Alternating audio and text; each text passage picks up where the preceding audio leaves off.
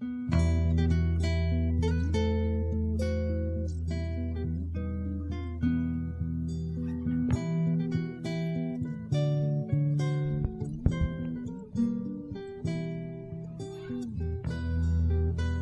Harriet Potter just wouldn't have sold as well, this is MuggleCast episode 225 for April the 9th, 2011.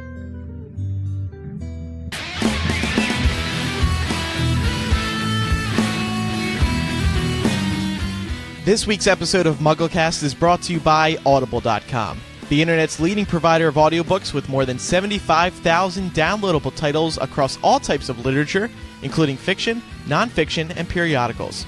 For a free audiobook of your choice, go to audiblepodcast.com/MuggleCast. Welcome to MuggleCast episode 225. It has not been 2 weeks like it normally would be. Usually we, release a new episode every other week. But we had so much to get to on 224 that we wanted to do a quick turnaround with 225. And that's exactly what we're doing. Mike and Eric and I are here this week. And also, back after not being on for a long time, Matt Britton. Sorry. Second choice. Yeah. Sorry. I don't know. Out of the corner of my eye, you looked like Ben. It was really weird. Our first choice. Yes. Oh, well, thank you. That's really sweet. God, I don't know what the motive is there, but... I was just trying to be nice. People tell me I'm not nice enough on the show, so I was just trying to be nice. All right. Well, we have lots of news to get to, and also we're going to have the penultimate chapter-by-chapter installment for Goblet of Fire. Woo. We're going to be looking at chapters 34 and 35 before wrapping it up next episode. So we have a lot to get to. I'm Andrew Sims. I'm Eric Skull. I'm Micah Tannenbaum. And I'm Matt Britton. Micah, what is in the news? We missed your anchoring on the last episode. I had to do it. Yeah, I know, and I did take a listen to the episode. You did a pretty good job, Andrew. I was pass? rather impressed. Yeah, you passed. So, Micah's school of Harry Potter news anchoring. But the reason why I wasn't here last episode is because I was covering the Harry Potter and the Deathly Hallows DVD and Blu-ray release, in addition to the opening of Harry Potter the Exhibition in New York City. WB, I guess, decided it would be a good idea to combine both of these together, and just a lot of events that took place over the course of the last few days, and a lot of stuff went on. So the first event that took place on Sunday morning was they had all the fan sites get together and take a preview of what was going to be on the Deathly Hallows DVD and Blu-ray. And specifically the Blu-ray, there's this cool new feature called Maximum Movie Mode, and it really allows you to get insight into what's happening in a particular scene. And WB gave us 2 clips that were exclusive to the fan sites, one of Umbridge and the other of Voldemort and Ralph Fiennes getting the makeup put on to play that role. And it's really cool because you have either a member of the crew, or in the case of Umbridge, Jason Isaacs, talking about who the character is, what their role is in the series, or in the case of where you have the makeup being applied, how Ralph Fiennes goes about transforming into Voldemort. So and you get this while you're watching the movie, right? Exactly. Yeah, it's happening in real time as you're watching the movie. Which is cool because if you're watching part 1 again, and maybe you don't feel like you want something new to look forward to, this is perfect, and you get some canon as well. So it's really interesting to watch.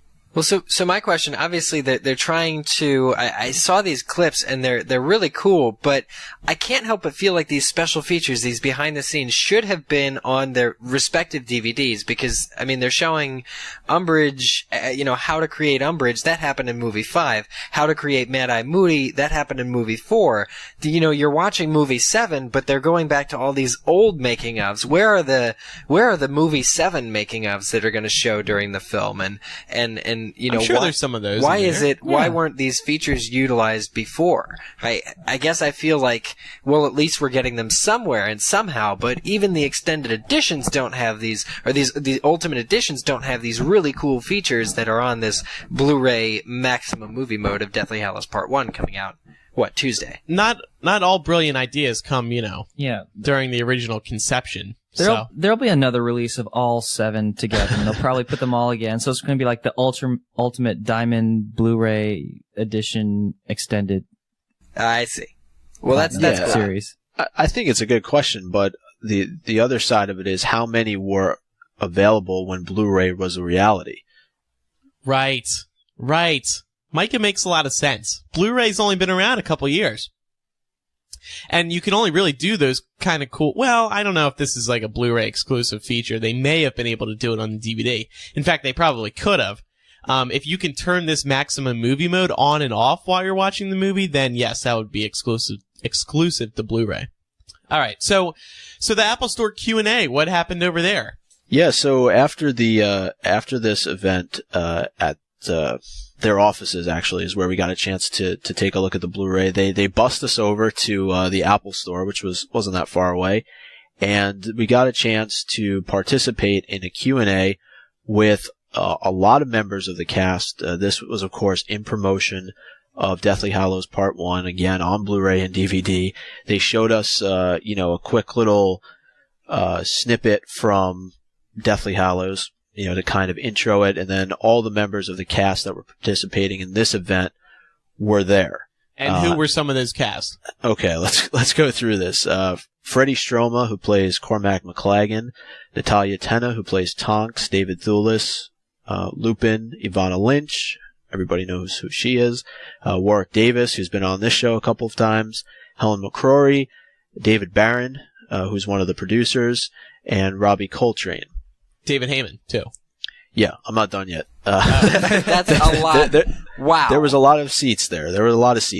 James and Oliver Phelps were there, Bonnie Wright, Michael Gambon, and as you mentioned, David Heyman. There were a couple of other cast members that showed up the next day for events at the exhibition, but those were the people that were there. And it was a huge showing by the cast. So you said one of the highlights was this clip. Well, that's actually from the next day. Oh, I can't keep track of all this. This is so much. Why was this Apple Store? Was it for the DVD? Yes, this was all the for the DVD. When have they done this kind of promo for the DVD? I mean, this is massive. When has every one of their movies been on Blu-ray? I think that's part of it. Pushing the new format. I think the thing is they're really trying to promote the films as much as possible now that everything's about to wrap up. They're giving... they've one last shot for a lot of this stuff, so... Yeah. This is part of it. Apple does this thing, though, isn't it called Meet the Producers or Meet the Directors? Yeah, Meet the Filmmakers, Meet the Filmmakers, that's what it is, yeah.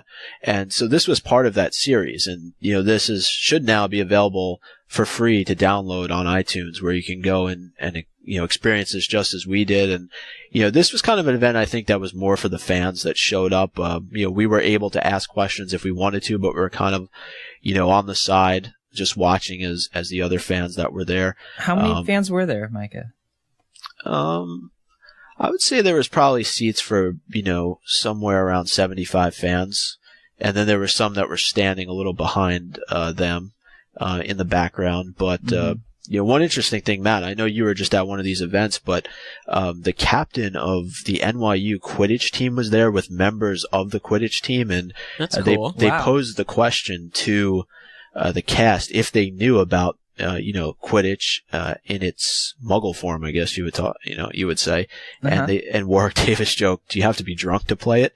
So they had a lot of interesting questions, that they threw back at members of the crowd. So and then what else happened? In the exhibition tour, you got to see the exhibition finally. Yeah, I did. It was really cool that afternoon. I was all over New York City on Sunday. Got a chance to go up to Times Square and see the exhibition, to walk through. Was it worth it?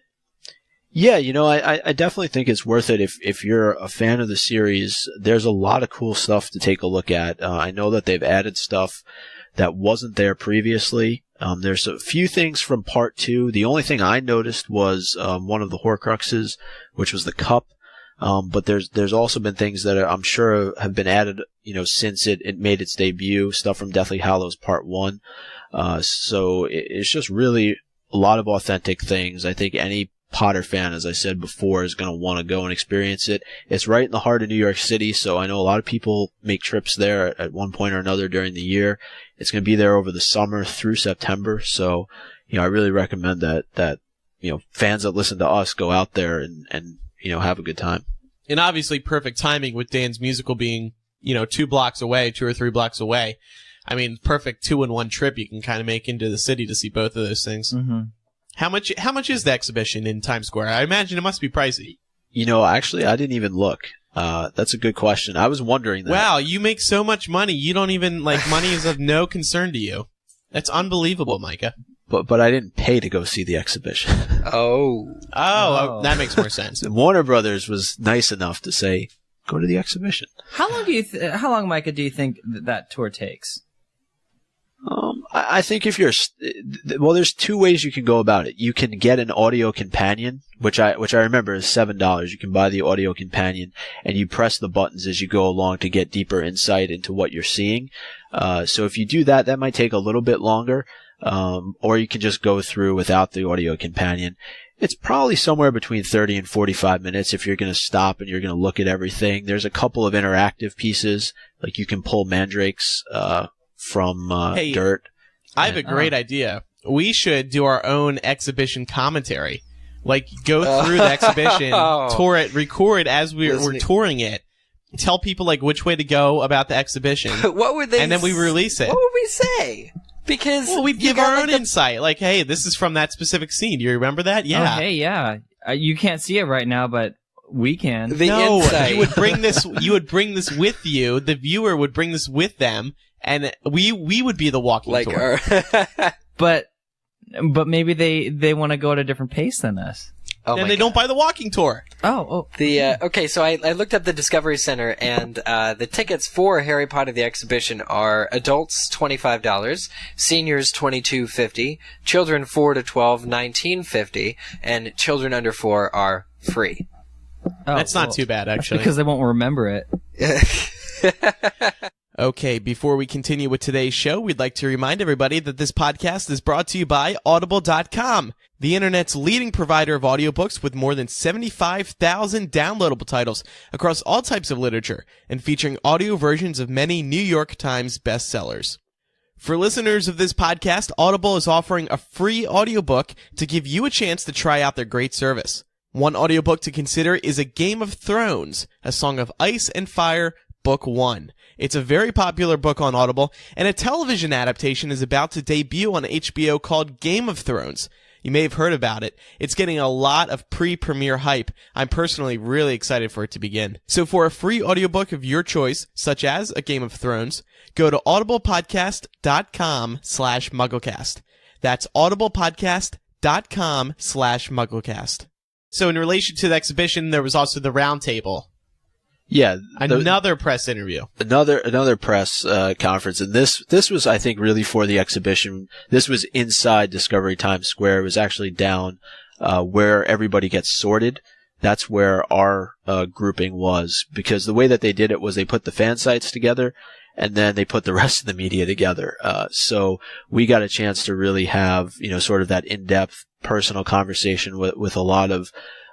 With all the actors that were there and the members of the crew, and in addition to the people that I mentioned already, Mark Williams, who plays Arthur Weasley, was there. Clemence Posey, who plays Fleur, and Domhnall Gleeson, who plays Bill. So those were 3 other people that were there. And we have a clip from it now. This is a funny moment. Micah particularly enjoyed this. This is Michael Gambon. Making a joke. What was the prompt? What was the question? Well, we might actually hear it. Yeah, it was something along those lines. All right, let's listen. Film 3, the first film I did, I had to walk through the Great Hall in the middle of the night. It's 500 children sleeping back. He's Charlotte Rickman. And Danny said he wanted to be put next to a certain girl. It's really clear Alfonso, the director, putting next to this girl. But we need a fart machine inside his sleeping bag. I had the controller in my pocket. Dan thought the camera was running, but it wasn't running, and I operated it. That's funny. You would have thought they would have kept that, like, put that in the bloop. Like, that's just classic. It's classless. Oh, it's Yeah. Michael Gambon. Yeah, he's just having a good time. There was Yeah. another funny moment too. Somebody asked the question of all of them. What it was like working with Dan, and everybody had nice things to say. But Warwick Davis mentioned that he thought that he was actually taller than Dan when Dan started the series. Which probably actually isn't true, literally speaking, but I get the joke. That is a funny joke. But yeah, I mean, a lot of great questions, a lot of funny moments, and you can listen to both of those panels, I think, on the site right now. We have the All right. audio up there. So. And then last but not least, the last event you attended was the red carpet for the exhibition and the DVD. So Yes. that was a 2-in-1 thing. That was that I think was for the rest of the media. In addition to us to go and be able to take some photos, but all in all, just a lot of stuff going on. But great events and great job by Warner Brothers, and it was a lot of fun. Well, thanks for covering it. I appreciate it. Yeah. You didn't mention the after party. That's fun. You didn't mention the after party with the free alcohol. Oh, what? Well, we went over to the Hard Rock. It was just the fan sites and some other people that were working with us the whole weekend, and we got treated to a very nice dinner and some drinks from them. So that's why you weren't on it's a good MuggleCast on Monday. Yeah, You why I wasn't there. were still raising up the bill over there All at right. the Hard Rock. Great job, Micah. Oh, What? you mentioned something on the last show though that I didn't talk about yet, and that is that I did get a chance really briefly to talk to David Heyman. Oh, Oh, right. Did you introduce yourself as the person who you dueled? The No, I person did you not. dueled on MuggleCast? No, Oh. I did not. But So how'd the conversation go? it was a really quick conversation. He was coming out of the Apple store and talking with fans. Oh, What? okay. I thought you were going to be like, yeah, I kind of like followed him for a couple blocks. No. and then I decided- I turned the corner and he was talking with a bunch of other fans. So I figured, it's really just a good opportunity to say hello. And I mentioned that he did come on our 200th episode, and he remembered it. He said, that he was very gracious, I think, and just he said he hoped that I thought Eric mentioned this on last episode, but the hope that we all enjoyed movie 2 or part 2, yeah, I know that you said that even if I didn't enjoy it, I probably would have said that I did enjoy it. Yeah, I don't think you'd be honest with him. I wouldn't. Would you? No. You wouldn't either. So I'd say great job. Yeah. Oh, Micah has So- turned the tables. no, I listened to the last episode, so I know everything that got said. What was interesting too, I think, is and I couldn't believe this when I heard it, was that it was Natalia Tena's first time in New York. Oh, wow. That's exciting. So that was pretty cool. And one other really quick funny story, and then we can move on, because you were talking about flying over here. There was a question if they had ever seen, kind of what their reaction is when they see themselves on television, or when their movies are playing. And it so happened that the guy next to David Thewlis on the plane ride over here was watching, I think it was Deathly Hallows Part 1, actually, or maybe it was Half-Blood Prince, something like that. And, Robbie Coltrane was sitting a couple seats behind, and Natalia Tena was a couple seats in front. So he was joking about like how funny it would be if like the other two just kind of walked over and joined David, and they kind of looked over the guy's shoulder as he was watching the film. It's kind of a, surreal experience to have those people right there as You you're probably watching wouldn't have the even movie. noticed them. I know. They all look the same. I thought you were going to say they were going to like act out one of the Yeah. scenes or something. That That would would have been cool funny. too. Yeah. All right. Well, what else is going on in the news? Well, just quickly wanted to mention a lot of deleted scenes have been uploaded online from the Part 1 DVD, but we're actually going to save talking about them, I think, until the DVD actually comes out, because it would just make sense on our review show, as we do with every DVD, to talk about it then. That's absolutely right. Good. I'm glad. Glad you agree. All right. Final bit of news, and as we've been talking about, a lot of press going on the last few days. Helen McCrory, when she was on the red carpet with MTV, mentioned that there were multiple endings shot for the Malfoy family in Deathly Hallows Part 2, and she wasn't quite sure which one was going to end up being used. But seeing as how you and Eric have seen Part 2, maybe you can answer that question for her. I don't think, I have to say, there wasn't much of an ending. Like, I when I first read this article, I was kind of confused. I would just say don't get your hopes up about a big ending for the Malfoys, because at least in the cut that we saw, it's not much of an ending. There isn't really much of an ending for them in the book anyways. I know, but the point is that they shot 4 different things, including Helen says that she shot a duel, I think. So, hard to say right now. I'm surprised that they shot 4 for the Malfoys. That seems like a lot. But with the current cut that Eric and I saw in Chicago last week, I would say don't get your hopes up for an exciting Malfoy ending. All right. Well, that's all the news. All right. Excelente. Well, before we move on to our What If segment this week, we'd like to remind everybody that we're going to be at LeakyCon 2011. LeakyCon.com is the site you can go to get all the information about the Harry Potter conference that's going to be held July 13th to the 17th in Orlando, Florida, over the release of Deathly Hallows Part 2. So if you want to see the movie at a midnight showing with some of the biggest Harry Potter fans, this is the place to be. Not only is there going to be the midnight showing of the film, but, there's going to be group therapy after the film is released. And, other things to help you deal. But not just that. There's going to be a dance. There's going to be a party in the theme park. There's going to be a lot going on, including podcasts with Micah, Ben, Eric, and I. So visit LeakyCon.com. When you do register, get excited because we can't wait to see you there. But also use the code MUGGLE. In that way, we know that you're coming. And we can't wait to see you there at LeakyCon2011.com. Yeah.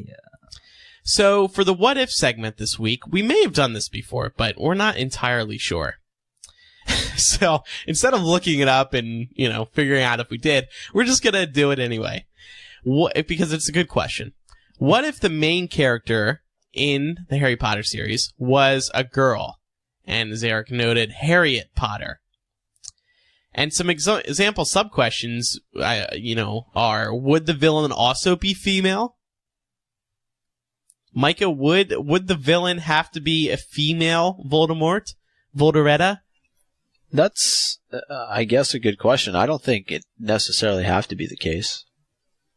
Would it really be different, though, if Voldemort was a woman? I mean, what kind of a character change would it be? The question is, because if Harry were a girl, would the villain would be like, oh, you mean old man, what kind of male villain picks on a young girl? You almost can't even write about that. Well, think about Voldemort. He kills his fair share of women in the books over the series. He's not sexist when it comes to murdering people. He's not, no.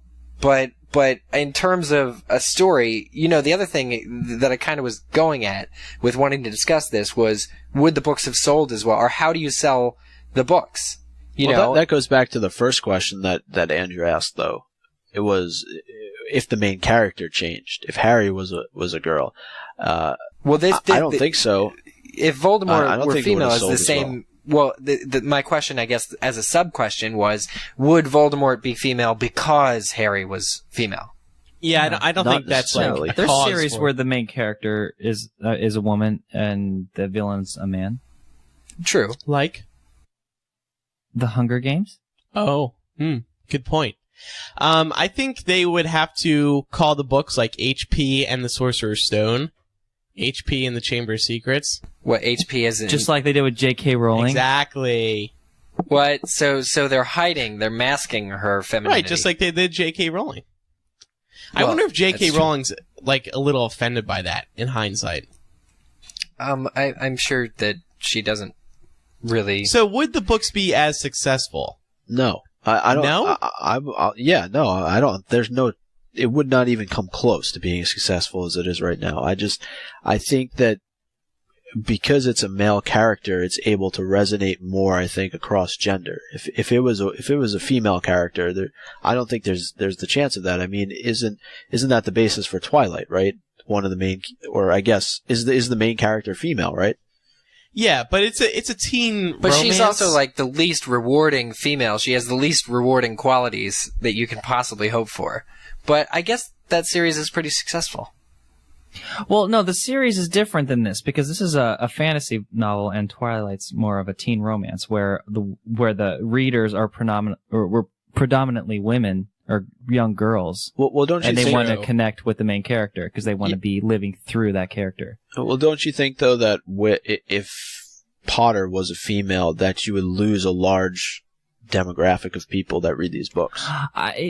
You know what? I kind of agree with you, Micah, but I don't want to sound sexist. No, it's a good question because I think it's really relevant in that how would the books have to change so that they would be equally successful? Well, a comparable example is the Hunger Games. I wouldn't call it a romance, and there's the main lead character is a female, and I don't think that affects the story at all. No. Now, I don't think and so with that in mind, I don't think there's much about Harry that's very, anything he does that's very masculine in the series. I mean, whether you're a wizard or a witch, you're going to cast the spells. And you're going to be, you'll cast the spells you need to get your way. I mean, look at Bellatrix. She's an evil woman. Molly had the guts to, kill Bellatrix. And be the only one in the series to swear.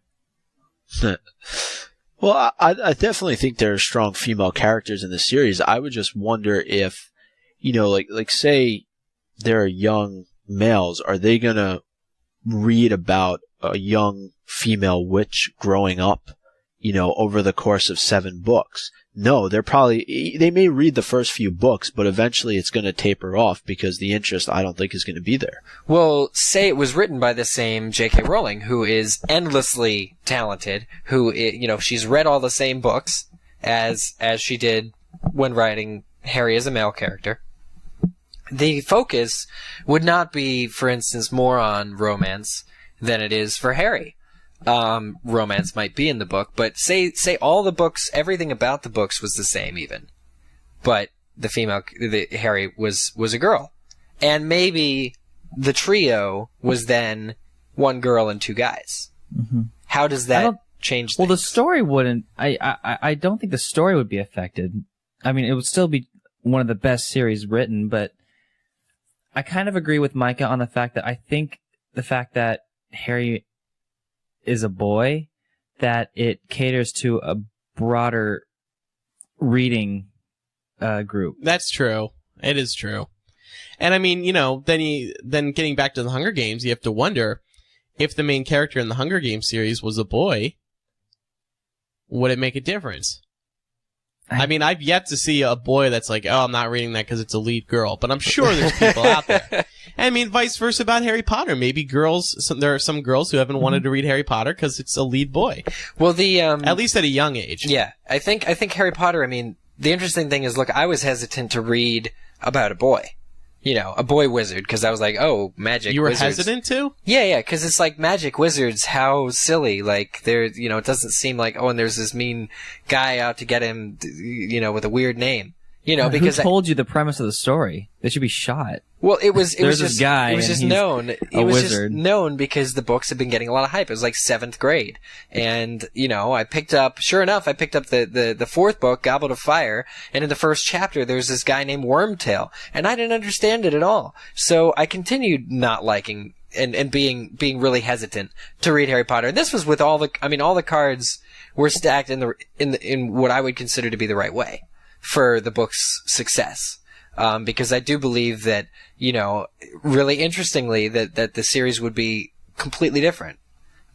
It would be, and because you'd be following a female growing up versus a male growing up, and I do think that you would lose a lot of readers as a result of that, and I don't think the series as a whole would have been successful. And it's not trying to be sexist; it's just the nature of writing that kind of book, because you're coming at it from a completely different perspective. So how, I guess this again, how would Voldemort change How would Voldemort... Would you even know that he's male or female? I mean, when he was reborn, did he get all his parts back? Wow. He could be... I mean, no. The only real indication is he who must not be named. He or she must not be named. I was just trying to lighten the combo a bit. Yeah. I think with the case of with the villain as Voldemort, I don't think it really would even matter what sex it is. It is. Well, no, I'm still saying if Harry were a girl, but I'm saying, like, how would the series play out? It's almost like, because there's an obsession between the two of them. Like a mutual obsession. It's kind of really strange in a way, even as it is. Yeah, but then they can also play the whole, they're complete opposites and they must duel. Because one's a male and one's a female. You know, it could still work. Yeah, but like I said earlier, Voldemort's never held back in terms of killing women, so I don't think it would make much of a difference. And female villains can be just as ruthless. The Chosen One is not a gender-specific term. They are an equal opportunist. Well, J.K. Rowling has a lot of strong female characters in her books, which is why it's still, I feel it's still rewarding. These books are so relevant for, women to read because, there are still these strong female characters. And that helps, I think. People read about this boy and, all these other boy characters. But at the same time, I couldn't help but think, what if? Well, that is how we play What If. I'm sure some people have some opinions on that, so feel free to email in, give us your feedback, and we'll read some of your responses on the next episode. So now let's get into chapter by chapter. As I said before, this is our penultimate, which means second to last, in case you didn't know. That word. Yeah. because penultimate and paper are our priority at the moment. Yes. Chapters 34 and 35 are the ones that we're looking at this week. This doesn't help when I'm congested. Can't breathe. Chapter 34, Priori Incantatum. Priori Incantatum. This is why like Michael Gambon says. It's my New Jersey accent. I'm blaming all future pronunciations. Are you okay with your and New Jersey? And also my cold. Okay, so the chapter begins with Voldemort asking Harry if he knows how to duel. And Harry considers what his options are because he's never really dueled like this before and realizes the only spell he knows is Expelliarmus. He doesn't think it's going to be much use, but that's pretty interesting because as we talked about on the show before, especially after the 7th book came out, this ends up being his go-to spell throughout the rest of the books. So Voldemort asks Harry if he'd like to be Crucioed again. He's already Crucioed once, and then Voldemort says, do you want it again? And he doesn't answer, so Voldemort puts the Imperio curse on him. So, we're getting the whole tour of the 3 unforgivable curses. I don't know if that's like a thing of Voldemort's to, show off that he can do all 3 when he's battling people, but that's besides the point. Voldemort puts the curse on him. Now, the question is, did Voldemort put the curse on him to simply answer the question? Because Harry wasn't answering if he wanted to be Crucioed again. Or was it to answer yes? If it was to simply answer, then Imperio did work. But if it was to answer yes, Harry actually overcame the Imperio curse. I don't know if this was some sort of sign that Joe was trying to give us that Harry can take on Voldemort. What did you guys think? I think it was to answer. I think it was to answer because Voldemort makes a show of things in this whole scene. His Death Eaters have been long away from him, and he wants to kind of showcase his own best traits in which what he thinks to be the best traits. He wants to instill fear. He wants to show that he can be formal. Harry, surely you've been taught to duel. That sort of thing. And so, yeah, when he Crucios him, it's kind of to show that he hasn't lost his edge, but also he's not looking for a yes answer. He's looking for a answer because he feels that wizards, full-blooded, pure-blooded wizards should, which Harry isn't, I guess, but neither is Voldemort, should duel, properly. And I think that that's really important to Voldemort. He wants to play with Harry before he kills him. Right. Well, Voldemort's a very theatrical villain, if you really think about it. I mean, with everything that he does, especially with the unforgivable curses, he only does them mainly because to show that he can do it with just the flick of a wand. He doesn't even have to think about it. And the fact that he just became resurrected and can do this for nothing, he's basically showing to his followers that, he hasn't lost his edge at all for being gone for so long. It's true. Yeah, didn't Harry resist the Imperius Curse during the Defense Against the Dark Arts lessons with he did. Imposter Moody? So it's clearly, I think it's just a sign that he's good at Defense Against the Dark Arts, and he has this ability to resist, even an unforgivable curse. We see, later on the next chapter that he's not the only one who can do it, but it takes a lot of character to be able to accomplish that. In this moment, too, we do see Harry try to resist it, and he does hold it off for a little while, but then eventually he can't help but scream, "No!" Harry and Voldemort end up throwing Expelliarmus and Avada Kedavra, respectively, at the same time at one another, and then it enters this crazy mode where their wands are connecting, their spells are connecting, and Harry begins to hear the Phoenix song. And slowly, one by one, smoke-like figures start coming out of the wands. First is Cedric, then Bertha, then Lily, and finally James. And Lily kind of teases that James is about to arrive. He's sort of like the grand finale. And the dead begin to speak to him and tell him, we can hold you off, Harry. We can hold off Voldemort, but only for just enough time for you to get back to the Portkey. And Cedric says, "Hey, also, can you bring my body back?" Hey, Harry, one last buddy. favor. It's not too much trouble. Can you Hey, bring buddy. my dead carcass with you, please? Yeah. Well, this was a big issue at one point, right? Because the order was messed up in some of the earlier publications. Yes. It was James and then Lily, so people thought something was up. Yeah. Mm. That James had somehow outlived Lily, which is not technically how the story goes, and that we were told previously. So that was cool. And then also, I thought, isn't the reason, kind of smart. I mean, I know he's only in his 4th year, 7th year. He's a 7th year. Do you think Cedric asked Harry to take his body back because the Death Eaters would have misused it, turned it into an Inferi or something? That later on in the book series, Harry would have had to face a zombie Cedric?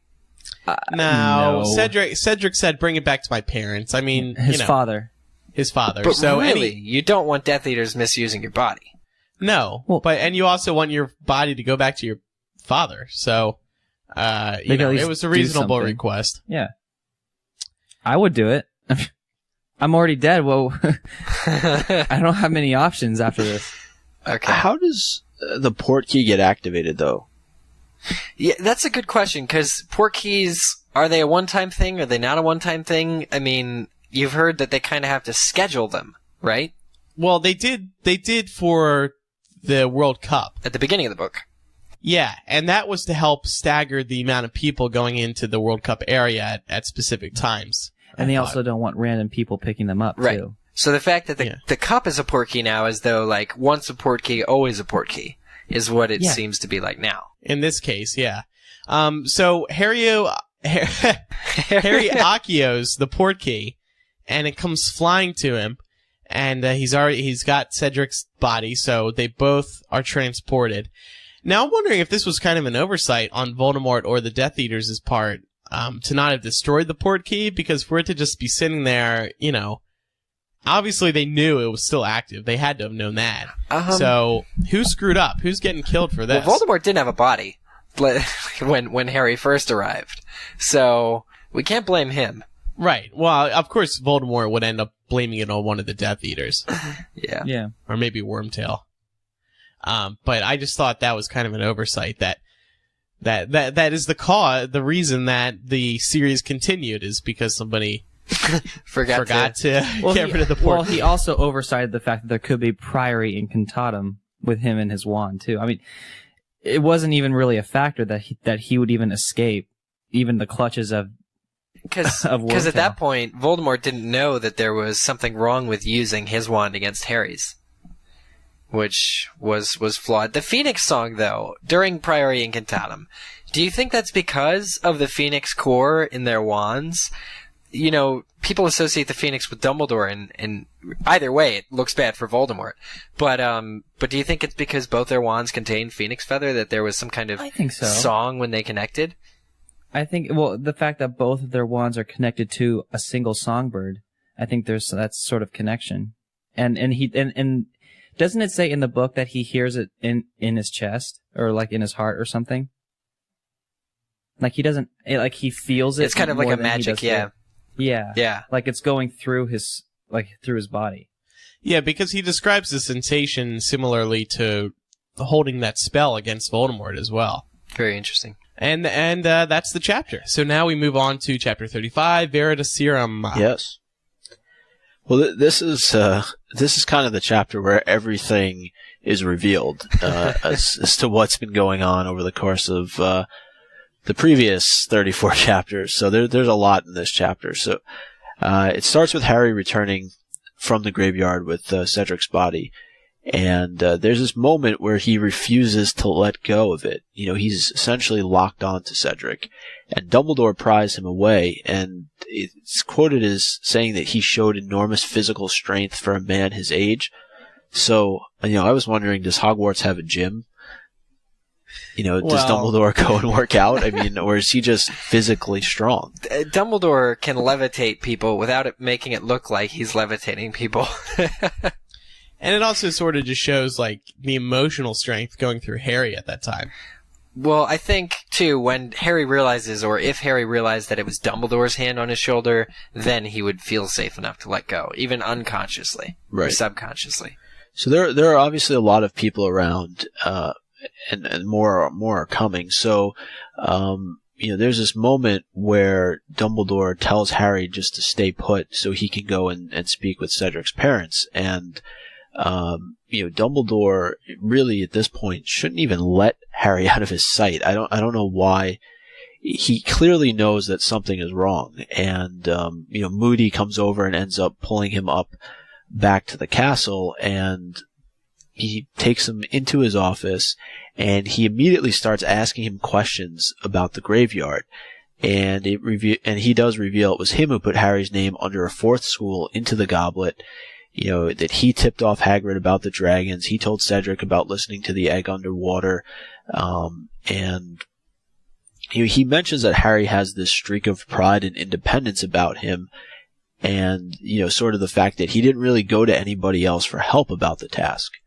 Does this come up at any other time in the series where, he's too proud to go to other people and ask for assistance? Well, how about, writing Sirius? He never wants to write Sirius. And Ron and Hermione are like, you gotta tell Sirius about this. But he's like, maybe then it's not pride, but it is sort of putting others in front of himself because he doesn't want to, arouse suspicion, maybe sending letters to his escaped convict godfather, but he also doesn't want to bother them. He's very, he feels like he's over-exaggerating all the time. But I wanted to ask about one question about the technique of Moody, or actually Barty Crouch Jr., putting Harry's name into the goblet under a fourth school. Just thinking about it, just when Micah said it there, I was wondering, what if he just put it under Hogwarts, and obviously Harry and Cedric would have had to, in the goblet's mind, duke it out, but would it have aroused, I think it would have aroused more suspicion, wouldn't it have, than if there were four champions? Like, what would have looked better for Harry, and why did Barty Crouch Jr. even think to do it as a fourth school instead of just Hogwarts? Because Harry could have been up, it could have just been without Cedric, the whole equation could have been without Cedric. It could have just been Crumb and Floor and Harry as the Triwizard Tournament. Maybe Moody just wanted to create that extra tension between the Hogwarts houses. Because as we saw, everybody was kind of like, very confused by it, and it did create a little bit of tension. Although we didn't see it much in the books, but I would think that people were like, "Ooh, well, I'm in Hogwarts, but am I supposed to be rooting for Harry or rooting for Cedric?" So maybe he just wanted to create a little more drama. Maybe Barty Crouch just couldn't, or Barty Crouch Jr. just couldn't confund the entire Triwizard Cup, or the Goblet of Fire thing, because it was just too much. It was just too old, ancient of magic for him to confund it. So he could only just add another name to it instead of redo the entire rules. Oh, that came with the Goblet of Fire. Right. That's actually a good idea. And then the other thing is what fourth school? Like, what's the fourth school that he put? Was it pig farts or? I guess we'll never know because he didn't name it. Yeah, pig fart sounds good. I mean, it just ensures that he's going to be selected. I mean, if you're in a school all by yourself, you're definitely going to be chosen. Could put Neville Longbottom in there, I guess. 3 years. Well, speaking of him, I mean, he specifically refers to Neville when he's talking to Harry, and he basically tells him, "You're an idiot. Like, I gave this book to Neville, how many months before the task even happened, and you didn't even think about going to talk to him. You don't, use your peers to your advantage." And, he talks about, Barty Crouch Jr. talks about, how he has taken advantage and manipulated all these innocent people. He talks about how he called Dobby in, to the staff room because there were robes that needed tending to, and that he had this loud conversation with McGonagall about gillyweed.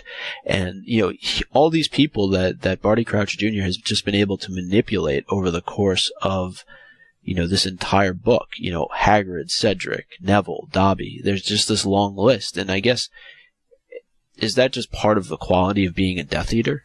Not a Death Eater, because Voldemort also doesn't really use his friends to his best advantage. Well, he doesn't have friends. But I feel like it's good advice that Barty Crouch is giving Harry, but it's it's coming from the horse's mouth. Harry isn't really able to pay attention to this, but I think it's very true. With the way that Harry doesn't manipulate people. Like, not all manipulation is bad. And I don't think, or at the very least, not all manipulation is selfish.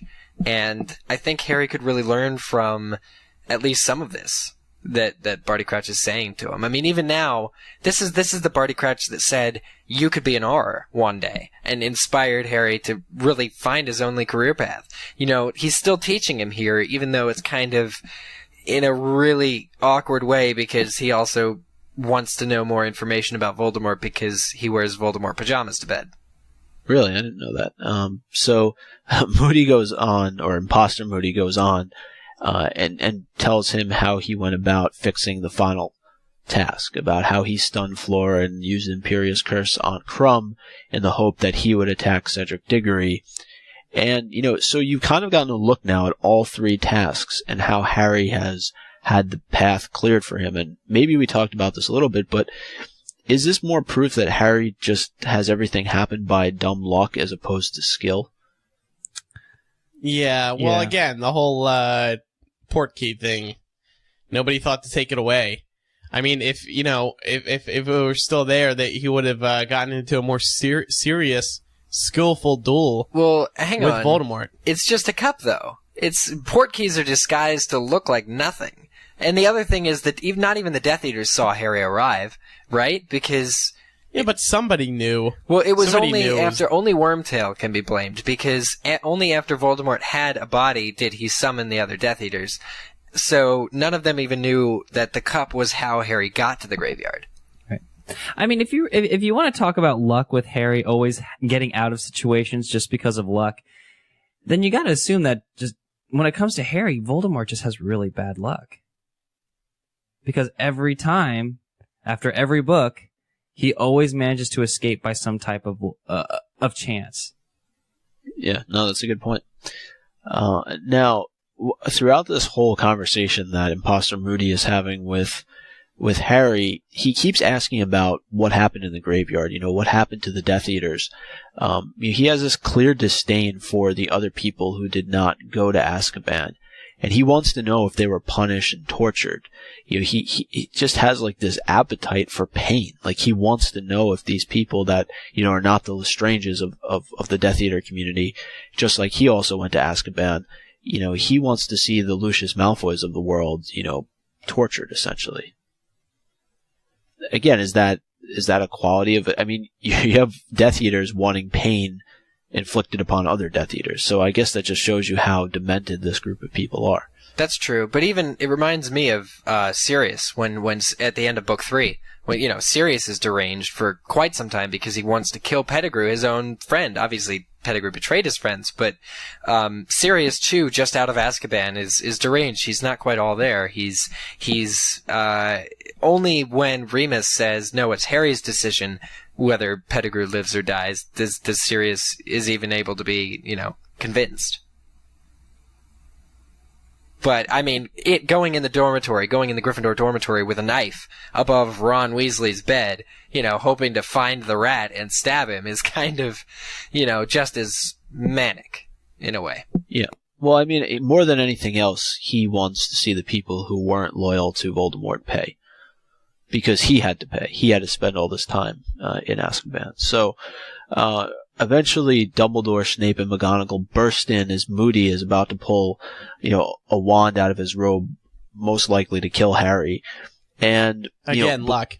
Yeah, nick of time. But what's interesting is leading up to this, there are these figures that appear in the faux glass that Moody has in his office, and it's supposed to show who your true enemies are. And as the conversation goes on, you see these figures slowly starting to take form. And what's interesting is not necessarily Dumbledore and McGonagall, but Snape appears very clearly in the faux glass as an enemy of imposter Moody. So this was like a clue early on that Snape is in fact good. There's always a question, isn't there? Like, it's always up to an opinion, because you could also argue that, well, the faux glass is possibly faulty, or it's, it's never... Right. We know it's just like the sneakoscope going off. It's never as clear as everything appears to be. Yeah. So it's always... She always masks it with this air of uncertainty that's really brilliant. Mm-hmm. Now, when the door bursts open, there's this look about Dumbledore that helps Harry understand why he's the only wizard that Voldemort ever feared. And I think we only see this a couple times in the series, where Dumbledore is really pissed off. And, would you guys be afraid of pissed off Dumbledore? Yeah, because like you said, you don't see it much. And when you respect Dumbledore so much, and he's usually so calm... Yeah, with Fox to see him lose it. Do you think that Dumbledore was on the verge? Do you think Dumbledore really wondered if he'd lost his only player, his only chess piece, his only pig for slaughter? I'm sure there was a bit of concern. Yeah. Yeah. So, Dumbledore tells McGonagall to go down to Hagrid's hut and to take the dog that's sitting there up to his office. That plays a role later on in the book. And he tells Snape to go get Harietta serum from his storeroom, and then to go get Winky out of the kitchens. And then Dumbledore administers the Harietta serum to this imposter Moody, now Barty Crouch Jr. He is transformed back. And we learn this entire backstory. Eric, I think in a previous episode, you kind of touched on this, how much story exists. You did I think it was the Pensive chapter, where he goes back into the trials. And, this is kind of lost in the movies. So, just kind of run through it real quick. We learned that Barty Crouch Jr. exchanged places with his mother in Azkaban. She was dying, and the Dementors can't tell the difference, I guess, between one dying person and another. And his father kept him under the Imperius curse, but eventually Barty Crouch Jr. grew stronger. One day, Bertha Jorkins came to the house and found out that Barty Crouch Sr. had and then Barty Crouch Sr. confronts her and realizes that he's going to have to modify her memory. So really, it's Barty Crouch Sr. that sets all of this in motion, not only by getting his son out of jail, but then by messing up Bertha Jorkins' memory so much that it's damaged. And, she finds her way to Albania, where she runs into Wormtail, and Voldemort is able to break through the memory charm that Barty Crouch Sr. has put on her. And he gets all of this information out of her, that the fact that Barty Crouch Jr. is still alive, the fact that the Triwizard Tournament is going to be taking place at Hogwarts. And, so essentially, now all Voldemort needs to do is show up on the Crouch's doorstep and take advantage of the situation. And that's exactly what he does. We learned that Crouch Jr. was at the Quidditch World Cup, and he was the one who conjured the Dark Mark with Harry's wand. It was actually Winky who convinced Barty Crouch Sr. to let his son go to the Quidditch World Cup because, he needed some fresh air or something like that. But, as I mentioned, Wormtail and that weird form of Voldemort eventually show up on the Crouch's doorstep. And now it's Barty Crouch Sr. who gets put under the Imperious Curse, and he starts sending letters to the Ministry, basically giving instructions to Percy on what he needs to do at work. But there is that moment where he escapes, and he makes it to Hogwarts, but Crouch Jr. is able to intercept him because of the Marauder's map, and he eventually kills him and turns him into a bone and buries him, in Hagrid's pumpkin patch. So it's a ton of backstory that you get there within, just a couple of pages, maybe like 5 to 10 pages. But this has all been going on. Yeah. This is Wow. and it's so rich. It's so rich. Like, do you think that when Voldemort and Wormtail showed up at Barty Crouch's house, that Voldemort was in a little baby carrier on Wormtail's chest? Do you think that that's how it went down? And they knocked on the door. Did he have a death rattle in his hand? Sorry, that was a bad joke. No, but there's really not much more to this chapter. I mean, there's just a lot of plot to digest. That's really what it is. But it's so good. So that's how the chapter ends. All right. Well said. And like I said on the next episode, so long as it's not our trailer episode, we will wrap the book up and be done with Goblet of Fire once and for all. Which leaves only Order of the Phoenix, right? Yeah. We've worked on this before. We talked about this. Then We're the only show's one over. book away from the end. It's now time to play favorites, and this week we have favorite Quidditch position. Very simple. Is that suggestive? Eric, what is your favorite Quidditch position? Yes, please. Matt, how about you? I like the snitch. Favorite Quidditch position. Are we playing? Are we talking about Muggle Quidditch or Wizard Quidditch? Favorite Quidditch position. If you were playing, and you couldn't be the if I was snitch. playing, okay, all right. I would pick probably Chaser.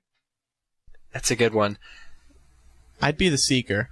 You'd be the Seeker, Micah? It's fast, and when once you catch a glimpse of the snitch, you must get so excited. Yeah, but you're sitting there for the most of the duration. Days, even. Days. In some I'd say cases. Beater. Beater. Oh, yeah, of course. I forgot about beaters. I wouldn't want to be the keeper. I think any position besides the keeper, because I get really nervous and it doesn't work out well. But yeah, beater maybe. Yeah, absolutely. I'm gonna go with Micah. Mike and I be beaters. All right. Well, for the rest of the show, we are going to be talking about Deathly Hallows Part 2. You may remember that on the last episode, Eric and I went into a lot of spoilers in the second half of the episode, and we're But going you to do didn't that even again scratch this the time. surface. But we didn't scratch the surface, right? So if you don't want to Micah, spoil, you holding a grudge? Jeez. What's No. going on? You guys did a great job, Les. I'm just saying that there were things that were omitted. So if you don't want to be spoiled, you should stop listening now, because for the rest of the episode, we are going to be touching on some spoilers. Oh God. Not too many though. I mean, well, yeah, we will. We got some Muggle mail. So Yeah. thanks for listening. If you're going to stop now. All right, bye guys. So Micah, you had some specific questions. All right, so just some of the questions that I had coming off of last episode were, were you surprised at the number of characters that were present in the final battle? And kind of who stood out to you? Maybe people that you weren't necessarily expecting to see that were there. Definitely for me. Andrew, do you want to answer it, or should I? Well, I mean, just briefly for me, I was just surprised to see Sprout, because I don't think we'd seen her in a while. She didn't have any lines, but we do see her in a few scenes. She's very prominently seen, like very visible. Yeah. And, How about you, Eric? Yeah, Sprout and Trelawney, I want to say, because there's even I forgot about there's even a brief moment with Trelawney, and I think it's one of those things where Hogwarts is under attack, so surely you're going to see all the teachers, but it's just to have that kind of foresight to call all these actors back and into action. They all seem to have been willing enough to do it again. So I think So that's... how is the Trelawney scene? It's brief. It's in the Great Hall. I don't even know what she's doing. She's talking to somebody else, but you see her, and the camera kind of it doesn't even focus on her, but she's there. You absolutely see her. She doesn't even have a line? She has a line, but it's to somebody else. She doesn't hit she says anybody? something, but it's not to. She doesn't hit anybody with frying pans or bottles of sherry or anything like that. She doesn't hit Fenrir Greyback in the head with a crystal ball? No. No, that happens in the book, though, doesn't it? What other questions do you have, Micah? All right. Well, this was a question a lot of people actually sent in that I had asked, you guys, I think, when we weren't recording, but Peter Pettigrew, he doesn't kill himself in the end of part 1 like he does in the book. What, if any, does this play itself out in part 2 at all? We get, and I'm sorry to break the news, we get no ending for Pettigrew. He's not even... There's a brief flashback, but nothing else. Yeah. We don't see Pettigrew. He's not... He's extremely absent from the final battle. And Heyman said in an interview recently that they do not tie it up. So that is 100% not happening. That is 100% dumb. Wow. Micah, you dumbfounded me in your question. I can't... It's so funny. But because we wondered, and I argued that it was leading up to a much more epic part 2. The fact that they didn't kill Pettigrew at the end of part 1, that he had a role to play. But didn't Heyman refer to his death as juvenile in that article? That's a good question. Whoa. That's kind of critical for Heyman. I think death was juvenile, so we decided to have him pass out, and that's it.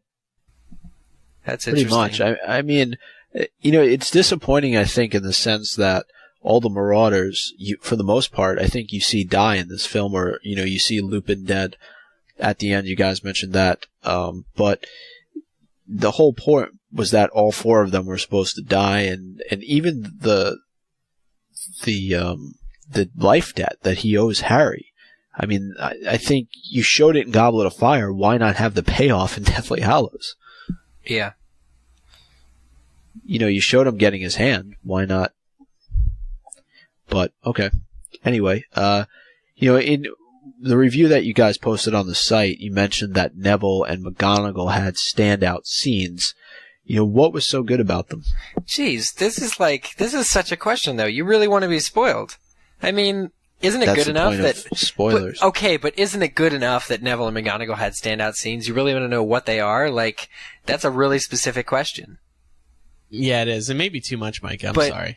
Neville does a speech. We'll just say that Neville has kind of a speech moment. In addition to actually Neville fends off nearly the entire army of Death Eaters as well at one point. And I almost thought it was too much what they have Neville do. And as for McGonagall, she has a little mini speech kind of moment. But she's the headmistress, so that's true. She does take an orderly role, and that's what you'll see. Mm-hmm. And Eric, one thing that you mentioned to me was that there's no scene between her and Harry and the Carrows in the Ravenclaw common room where they spit on McGonagall. Yes, that does not happen. And in fact, the Carrows exist in the movie, but they have no lines. And I think that was a really big, it's obviously going to be a really big change, for the readers, for the listeners might be shocked right now. But I do think the one thing about this film is Hogwarts is shown so much that even in the beginning of the film, when Hogwarts is shown, you see students actually marching in rows of 5 and 4, columns of 4. They're marching to and from their classes with Snape presiding. The idea that Hogwarts is now a police state, of sorts, kind of V for Vendetta-ish. The idea that these students are being oppressed is already conveyed by the imagery by what you're seeing on screen. And when the trio do get back to Hogwarts, Neville fills them in over everything that's been happening. Plus, he's got a missing tooth or a black eye or something that helps also convey that Hogwarts has not been a wonderful place. What you don't need are these really disrespectful, Death Eaters who we've never seen before in the films. Maybe they could have given that role to Pettigrew, given him something to do. But, what you don't need is these people we've never seen before causing a ruckus, and then, it wouldn't have been as meaningful, I don't think, on film. What other questions do you have? All right. Well, how about Snape's death scene? I know you touched on it briefly in the last episode, but, changing it from the Shrieking Shack to the boathouse, you don't have to go into too much detail, but, how is it different and did it work? It worked. It was an emotional scene, obviously, honestly, it doesn't matter that it wasn't in the Shrieking Shack. There's very little difference that is made here. I think people will find it just as emotional as they did in the books. Was there a tear? Actually, there wasn't, but it's funny. He's asking because I told him. Oh, was there a tear? No, there wasn't. Okay, so we saw this film in a really unfinished state, and because Snape, when he's dying, after the snake has attacked him, Snape is dying, and he starts bleeding from his neck and his eyes, tears of, what Harry thinks is tears, but it's actually memories. His memories are starting to flow out of him, and Harry has to grab something real quick. But anyway, because it's, silky white, silvery tears instead of regular tears. There actually weren't any tears coming from Alan Rickman when he's dying. So there's an extreme close-up, and remember, this unfinished version of the film is complete with subtitles and little cue cards for when something CGI will be put on screen but hasn't made it yet. And so Snape's final death look at Harry, it's very emotional. Harry walks in after Voldemort leaves, kneels next to him, kind of looks at Harry. Snape says, "Look at me. You have your mother's eyes," all that good stuff that's in the book. And then right when he's about to die, there's that last moment of look, and Snape, he's dry. He's not crying at all, but there will be a tear. The cue card at the bottom says, "A tear begins to form from Snape's eye." And the entire audience laughed because it was just so funny, the timing of it. And it kind of broke the emotion in the theater because, everybody was laughing and here Snape was dying, but just reading that text made it so funny. So yeah, there was not a tear, but we are assured, unless they're going to keep that caption there, turn Harry Potter 8 into a comedy, then yes, I believe there will be a tear in the final Snape scene. I'm glad. Yeah. All right. Now, do we see Creature in? No. Okay. Grop? No. Centaurs? Actually, no. wait, Grop? I think so. Yeah. I lie about Grop. I think nobody's identified as like Grop, but there are giants that we see. There are giants. A lot of giants look a lot uglier than Grop, but I think I saw an overpass of Grop coming down the hill to fight in the battle. So, but no one's identified. So. But the giants are on the Death Eater side. Yeah, and they're facing, that's why it's so massive to see the students and Hogwarts battling these giants, because it takes quite a few of them. But at the end of it all, there are giant carcasses on, over the bridge and stuff, sprawled out across the grounds of Hogwarts. It's really interesting. And speaking of creatures, there are no centaurs and no Buckbeak. And no house elves. And no house elves. Yeah, that's why don't we just what is there? Rip your heart out in 5 sentences there. There's people who are much cheaper than creatures to create. There are people. All right. Slave No labor. need to sugarcoat it, Andrew. Wow. Just tell it like it is. And then 2 more questions for me. Do you actually see Remus and Tonks get killed? We don't see it obviously in the book, but the reason why I asked, though, is because Natalia Tena had mentioned at the press conference that she had died on a cold night. So maybe they actually did shoot the death scene, but I guess they don't actually show it in the That's interesting. In the movie. You do get a shot of Remus and Tonks. You get it. But You they're dead. get 2. No, one when they're alive. They're actually during the fortification of Hogwarts. Lupin and Tonks are up sort of on one of the towers together, and they, right before it all goes down, hits the fan, whatever, they do look at one another, and they kind of sort of outstretch their hands to hold hands during the fighting.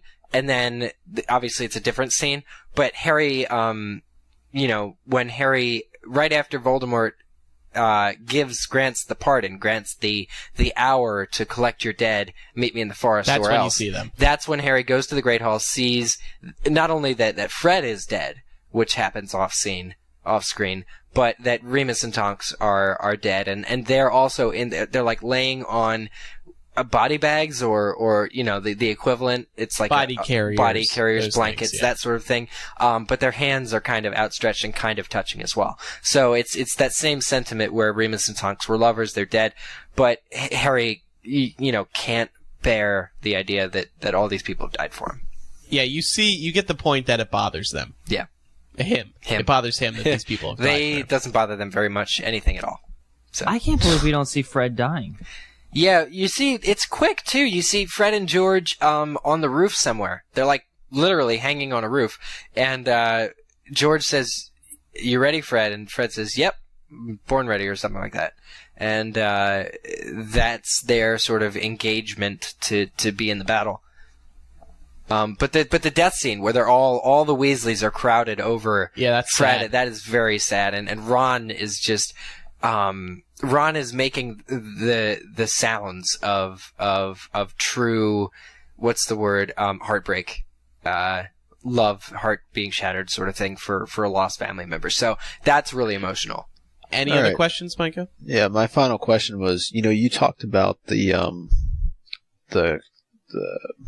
bank scene, at the beginning of the last show. How do they know the cup is there? How do they know Horcrux is in the vault? Do they ever explain that? Oh yeah, that's a good question. I think it's assumed because Bellatrix was, and Harry says it out loud. That's right. They assume because Bellatrix was freaking out about them being in her vault that there must have been something of Voldemort's in there or something special. Yeah, that's what. Yeah, and I think Harry they even saying mentioned the diary, that he gave the diary to Lucius, so why wouldn't he give something to Bellatrix? That's that sort of thing. So it's almost because of her overreaction in the previous film that they're able to guess. But once they go in, and this is sort of a difference from the book, the idea that Harry is a Horcrux is I would say very hinted at the whole film, because he has a connection to the Horcruxes where he can hear the parcel tongue. And he almost has a spidey sense. He almost has a spidey sense. That allows him to. So they get in the vault, and it's a huge vault, tons of stuff in there. But Harry's able to kind of concentrate and walk around a little bit. And it's the same way he finds the tiara in the room of requirement. He hears the whispers from the Horcrux and is able to locate it. So that's what we've heard in the films before. Yeah, I think that's how you smart. connect. I think that really pushes the film along. It does, but almost surprisingly so, to where the point where I was just trying to say something and I was like, oh wait, the idea that he's a Horcrux is actually like a long, drawn out thing in the film, much like Barty Crouch Jr. showing up at the beginning of movie 4 in the Riddle House. It's very, from the beginning on, you have these hints that allows for the audience, any audience, not just fans, to understand things or to be open to some ideas. So there is that. All right. Now, in response to episode 224, we got a lot of emails from people who had more questions about part 2, and we're going to answer those now. Robbie C., 16 in New Jersey, wrote, "Hi, MuggleCast. Just wondering if in the advanced screening of part 2, if there is a scene like in the book where after Harry obtains the Elder Wand, he then repairs his own wand that was broken in part 1. I feel that was an important part of the book that shouldn't have been missed. But I didn't read anything about that occurring. Thanks, Robbie." Eric, the answer is? No, negativo. And no in about 5 other languages is also no, which is, I'm sure it's more than 5. But, no, actually, Harry's wand, we should give it more of an answer than that. I'll be short. Harry's wand is not shown in this film. His original wand, as far as I can recall. It's not like he doesn't still carry it around, but he doesn't pull it out, and he's not sentimental to it. There is a really important moment at the very, very end of the film, right before the last scene, right before the last moment, when Harry discovers that he's, of course, the current owner of the Elder Wand, and how he relates to that is very important, and also sort of the conclusion to this question. Micah, can you read the next email? Next email is from Whitney24 of Nashville, and she says, "Hey guys, love the show. I was just listening to the latest podcast with your Part 2 screening review. I know you probably can't answer this on the podcast due to it being of a spoilerish nature. Yes, we can. But hopefully you can email me with your response. I was wondering how they got around the absence of Phineas Nigellus' portrait being in the last movie, as the way that Snape was able to know that Harry and Hermione were in the Forest of Dean, and thus having Harry follow his doe Patronus to retrieve the Sword of Gryffindor. This movie plot hole has really been bugging me since the last film, and I would love to find out if this was addressed in Part 2. Thanks, guys. You're the best." Wow. In the Prince's Tale, we see a shot of the doe being sent. Or the Patronus, right? Yeah. And that's I think that's how that plot point gets wrapped up. I don't even think it's wrapped up. Snape's. I think this reader, leave it to our wonderful listeners. I think Whitney actually did cover up a little bit of plot hole, because without Nigellus' portrait, you're not really supposed to know. There's no way for Snape to actually find the trio from afar. But right, but still, we know by looking at the Prince's Tale that it was Snape who did it. In the Prince's Tale, we realize that it is Snape. So you know that the Silver Doe is Snape's, and always, quote, end quote, has been. But the actual location, how he knew that they were in the Forest of Dean, is actually not answered. So that is a plot hole. Right, but I mean, it's also a film. I mean, it's not canon or anything. Right. Well, it's its own sort of world. Yeah, I mean, you get to find out who sent it, and some questions I think that's the most important part. Need answers in a way. Yeah. Chelsea 18 of Torrance asks if the epic line "after all this time, Severus, always" were said between Dumbledore and Snape. Was that Eric? I don't. Yeah, absolutely was. Was that in the Prince's Tale? Was that when I was in the bathroom? Well, you came back by then, so you should have been paying attention. Oh, but you went to the bathroom. Yeah, during the Prince's Tale. But the thing is, he said on last episode, Matt, that he left and came back, and the Prince's Tale scene was still going on. So much. Yeah, it's really long. So much unlike Snape's worst memory in movie 5, this is not a 30-second BS, if you'll pardon my. Wow, you're being very generous with 30 seconds. Yeah. I also really kicked somebody's popcorn on my way out, and I still feel terrible about that. Like, really knocked it. Like, I kicked it 3 feet because I wasn't even looking, so when my foot moved, it flew. That's okay. Nobody was eating among their tears at that point in the Eric, film. could you read the next email from Rachel? Yeah, next email comes from Rachel 19 of Reno, Nevada. Biggest little city in the world. I was recently disappointed with the latest interview from David Heyman about plot changes in Part 2 from Cinema Blend. Before reading this, I've always held Heyman highly for the fantastic work he's done in the Potter series. However, throughout the interview, he made many errors about the series, said that Peter Pettigrew's death in the book was juvenile. I understand the Desk's coming to life part being juvenile, but Wormtail strangling himself, really? And how, if there was only one movie, they would have cut Snape's flashbacks. I'm not sure if he read DH clearly, but Snape's flashback pretty much explains most of the series in a nutshell.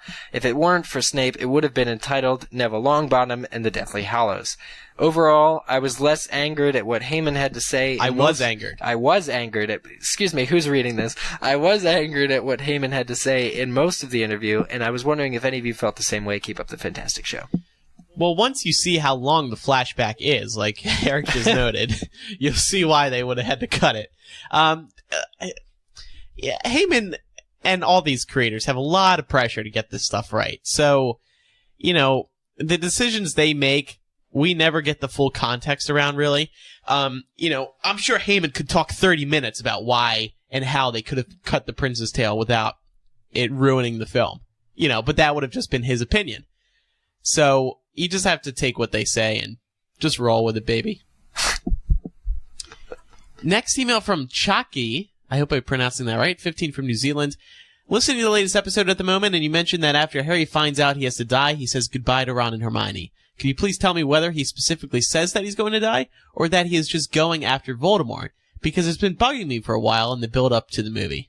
Yeah, how does he say goodbye, too? Do you want to answer this? I can't totally remember. Okay. He doesn't... Oh, he says to Hermione, I think I know what's going on, and you've known it too. Yeah. Something like that. Yeah. That you've known I was a Horcrux, basically. I think he even flat out says I'm a Horcrux, because Ron needs to understand it. But he says, I think I've been knowing what's going on. You've known it for a while too. Hermione, has a tearful admission. Yeah, she starts to break down. But she hugs it's him. very clear that they know that Harry is going out there to die. Which is sort of what makes it most emotional. So yeah, he's not just going after Voldemort. He's actually going into the forest to die. Matt, can you read the next email from Katie? Yeah, sure.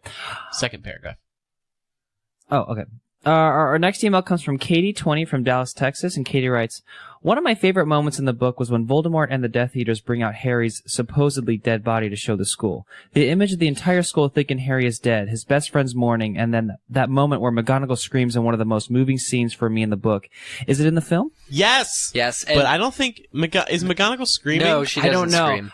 I remember asking you this the other day, too, because that's one of my favorite scenes in Book 7, is when McGonagall screams no when she sees Hagrid carrying Harry's supposedly dead body in his arms. I think the interesting thing about this scene is that I think it's going to be the best scene in movie 8. It's the victory speech. It's not only the victory speech, but the opposition from Neville. Neville's speech takes place here too. Basically, they've just come from the forest. Voldemort and everybody leave. They enter sort of the courtyard of Hogwarts.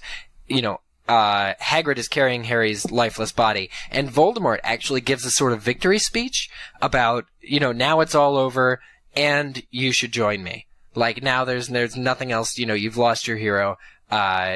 He says something like, all wizards are welcome, all actual pureblood wizards, whatever, are welcome. And there's one weird point here where he asks Draco to come over, and the Malfoy, well, he doesn't. Lucius... His parents do.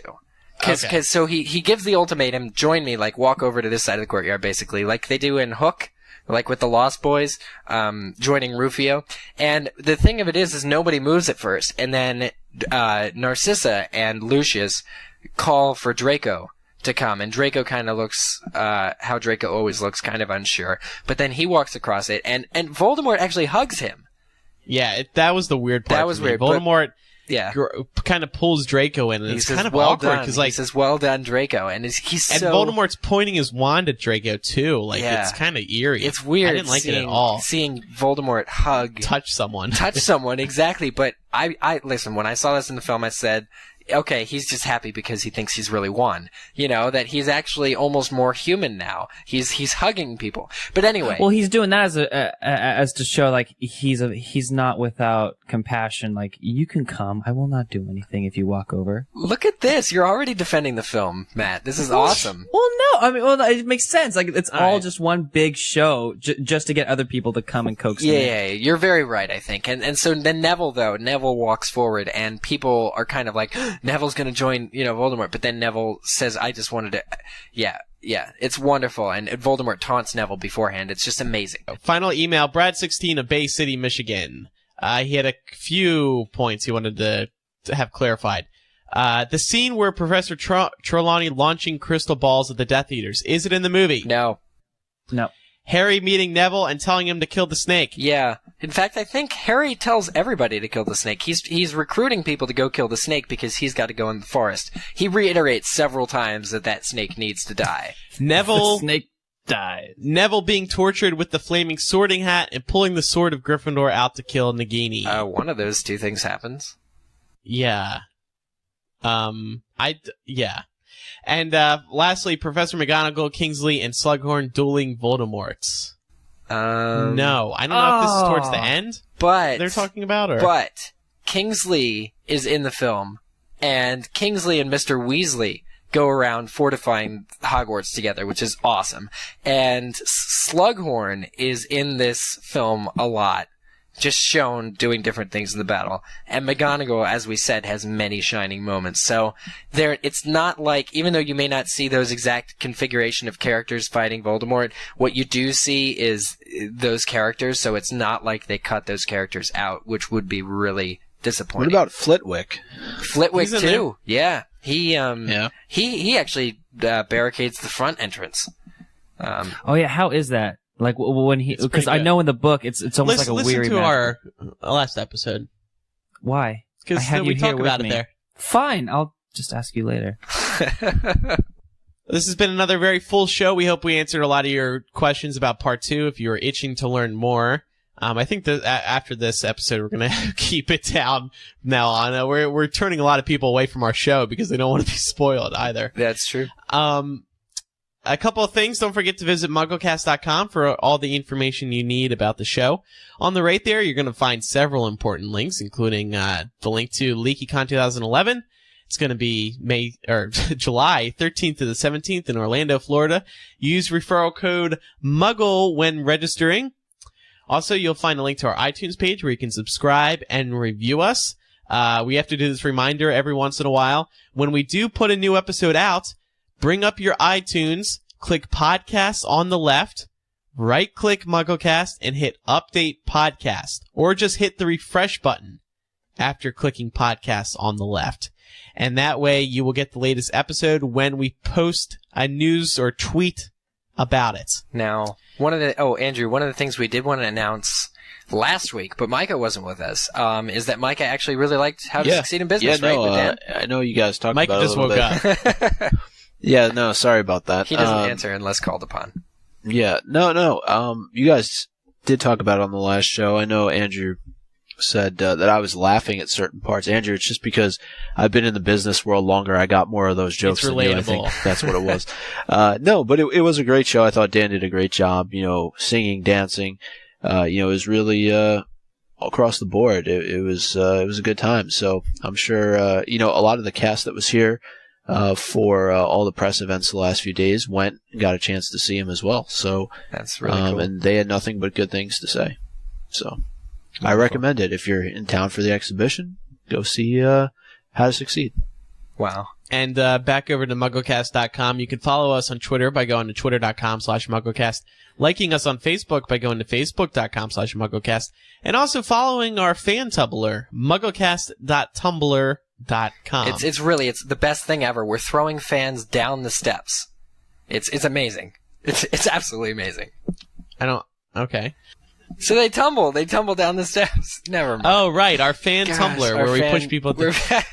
I didn't get that. I'm sure there's a lot of fans that would like to push us down the stairs, too. Yeah.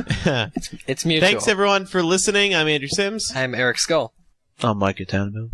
And I'm Matt Britton. We'll see everyone next time for episode 226. Bye-bye. Bye. Bye. Bye.